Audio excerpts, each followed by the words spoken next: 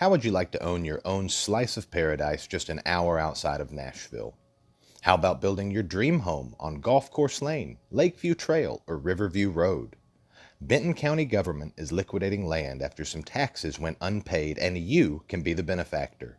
Most properties are located less than 1 mile from both the Tennessee River and I-40, while a few others sit less than 1,000 feet from Big Sandy. Some of these plots of land are selling for anywhere from free to as much as $250.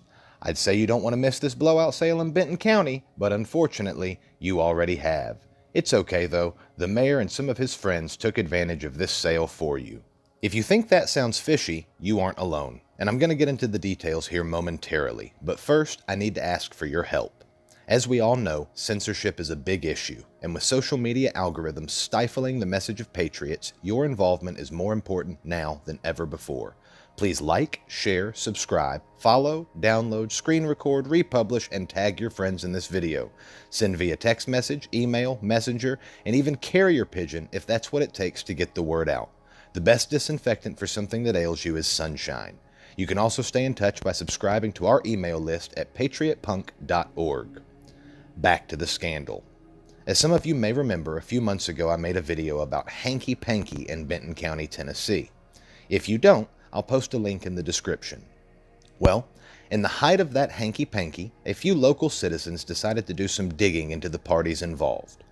One of these parties was the county mayor, Brett Lashley, an ex-Democrat turned Republican from Dickson County.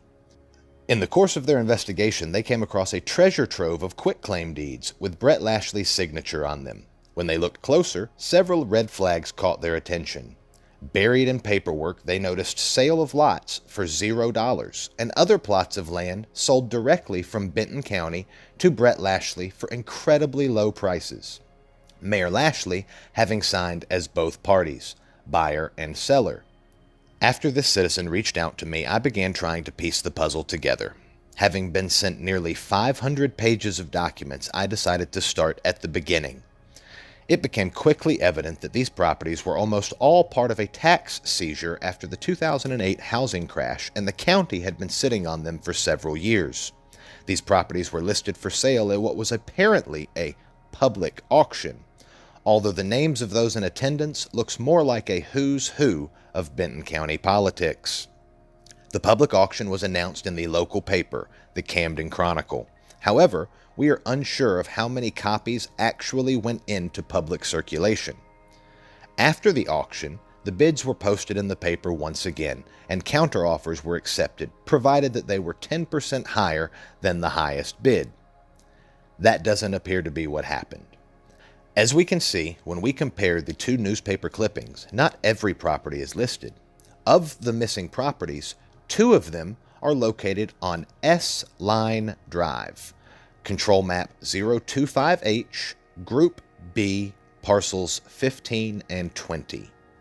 These properties appear to have never received a published bid, but were somehow sold on the same day as the other auctioned property.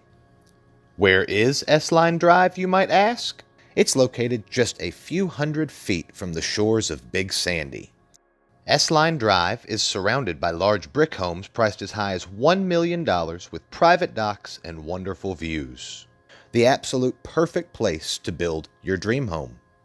How much did parcels 15 and 20 sell for, you might wonder? A combined total of only $500. Who was lucky enough to snag this unbelievable deal? You guessed it, the mayor himself, Brett Lashley. That's not all. Move on down to the Sugartree Resort subdivision, and you'll find this property, located at Control Map 131G, Group A, Parcel 24. This property is on the future Golf Course Lane and never sold in 2019. It received a bid from bid number 60, but according to newspaper clippings, the buyer defaulted.